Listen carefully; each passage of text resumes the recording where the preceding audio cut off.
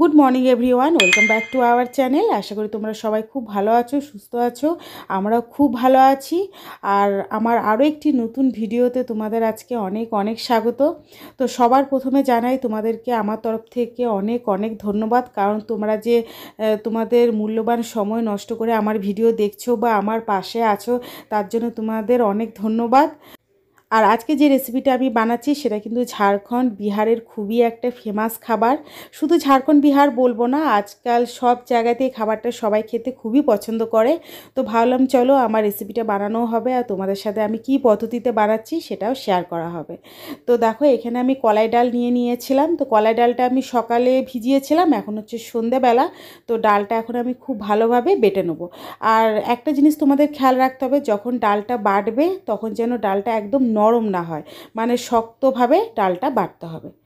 তো ডালটা আমি খুব ভালোভাবে দেখো শক্ত করে বেটে নিয়েছি, কারণ যদি নরম হয় ডালটা তো যখন বড়াটা ভাজবে তখন কিন্তু অসুবিধা হবে। তো সেই কারণে ডালটা যখন বাটবে যেন একদম শক্তভাবে ডালটা বাটা হয়। আর এটা হচ্ছে কলাই ডাল, অনেকে বিউলির ডালও বলে থাকে। তো আমি ডালটা খুব ভালোভাবে বেটে নিয়েছি।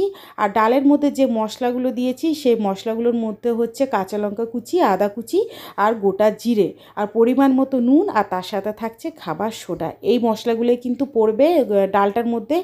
এর বাইরে কিন্তু কোনো রকম মশলা এই ডালের মধ্যে ব্যবহার করা হয় না। তোমাদের আরেকবার মশলাটা বলে দিই: কাঁচা লঙ্কা কুচি, আদা কুচি, গোটা জিরে, আর থাকছে পরিমাণ মতো নুন আর খাবার সোডা। আর খাবার সোডা দেওয়ার পরে কিন্তু ডালটা খুব ভালোভাবে আধ ঘন্টার মতো ফেটতে হবে। তো ডালটা ফেটার কারণ হচ্ছে যখন ডালটা বড়াটা ভাজবে খুব সফট বা নরম হবে।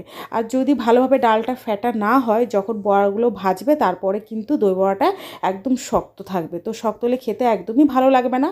তো সেই কারণে খাবার সোডা হালকা পরিমাণে দিতে হবে, আর ডালটা খুব ভালোভাবে ফেটতে হবে। তো চলো আমি কিভাবে বানাই তোমাদের আমি খুব ভালোভাবে বলে দিই। তো বড়াটা ভাজার পরে কিন্তু ডাইরেক্ট দইয়ের মধ্যে দেবে না, বড়াটা ভাজা হয়ে গেলে জলের মধ্যে দেবে। তো বড়াগুলো জলের মধ্যে 5 মিনিটের মতো রেখে নেবে, তারপরে জলটা চিপে নিয়ে বড়াগুলো অন্য জায়গায় সরিয়ে দেবে। তো দেখো, আমার যে বড়াগুলো ভাজা হয়ে গেছিলো সেগুলো আমি জলের মধ্যে 5 মিনিটের মতো রেখে দিয়েছি। তো এরপরে বড়াগুলো আমি জলটা হালকাভাবে চিপে বার করে নিয়ে অন্য পাত্রে বড়াগুলো রেখে নেব।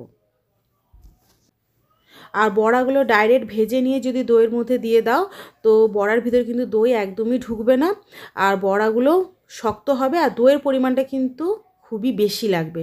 তো আগে বড়াগুলো ভেজে নিয়ে এভাবে ঠান্ডা জলের মধ্যে দিয়ে দেবে।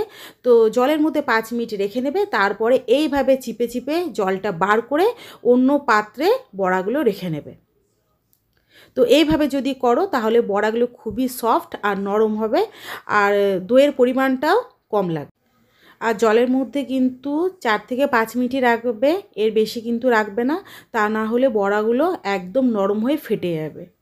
তো এইভাবে করার পদ্ধতির কারণ একমাত্রই হচ্ছে বড়াটা যেন সফট আর নরম হয়, আর দইয়ের পরিমাণটা কম লাগবে। কারণ যদি ডাইরেক্ট দইয়ের মধ্যে দিয়ে দাও তো সঙ্গে সঙ্গে দইটা পুরো টেনে নেবে, আর বড়াটাও সেভাবে নরম হবে না, শক্ত হয়ে যাবে। তো এইভাবে তোমরা বানিয়ে দেখবে দই বড়া, আশা করি খুবই ভালো হবে আর খুবই ভালো খেতেও হবে। তো দেখো, আমার সব বড়াগুলো জল থেকে আমি উঠিয়ে নিয়েছি। তো কিছুক্ষণ আমি 5-10 মিনিট এইভাবে রেখে নেব, তারপরে আমি এর মধ্যে দই দেব।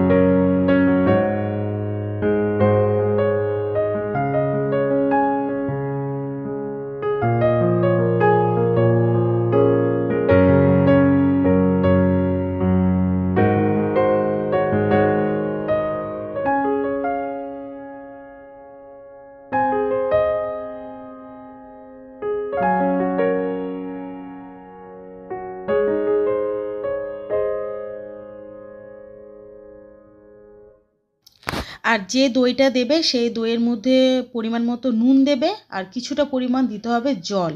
তো জল নুন দইয়ের মধ্যে দেওয়ার পর দইটাকে খুব ভালোভাবে ফেটে নিতে হবে। তো যে বড়াগুলো আমি জলে থেকে উঠিয়ে রেখেছিলাম সেগুলো আমি বড় পাত্রের মধ্যে রেখে নিচ্ছি, কারণ থালার মধ্যে তো সেভাবে দইটা ভালোভাবে ভিজবে না। তো আমি একটা দেখো বড় ডেকচি নিয়ে নিয়েছি, এর মধ্যে বড়াগুলো দিয়ে নেব, তারপরে আমি দইটা উপর দিয়ে ছড়িয়ে দেবো।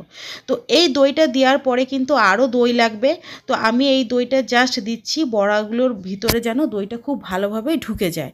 তো আমি 1-1.5 ঘন্টা পরে আমি আরও যতটা পরিমাণ দই দিলাম ঠিক ততটা পরিমাণ দই আমি 1-1.5 ঘন্টা পরে আবার উপর দিয়ে ছড়িয়ে দেবো।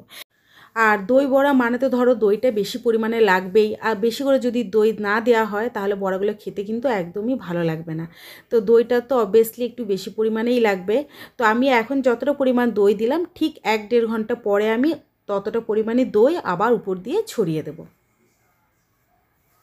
তো এইভাবে তোমরা কিন্তু বাড়িতে বানিয়ে ট্রাই করে দেখতে পারো, আশা করি খুবই ভালো হবে।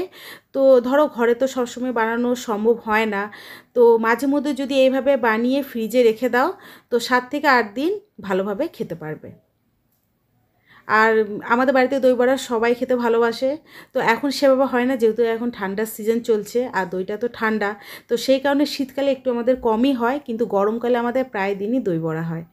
আর যে মশলাটা মাস্ট সেই মশলাটা তোমাদের একটু দেখিয়ে দিই, কারণ এই মশলা ছাড়া কিন্তু দই বড়া খেতে একদমই ভালো লাগবে না। তো মশলার মধ্যে এখানে আছে গোটা শুকনো লঙ্কা, তো এটা আমি খুব ভালোভাবে শুকনো তাওয়াতে ভেজে নেব। আর তার সাথে আছে গোটা জিরে, তো গোটা জিরেটাও আমি খুব ভালোভাবে ভেজে নেব।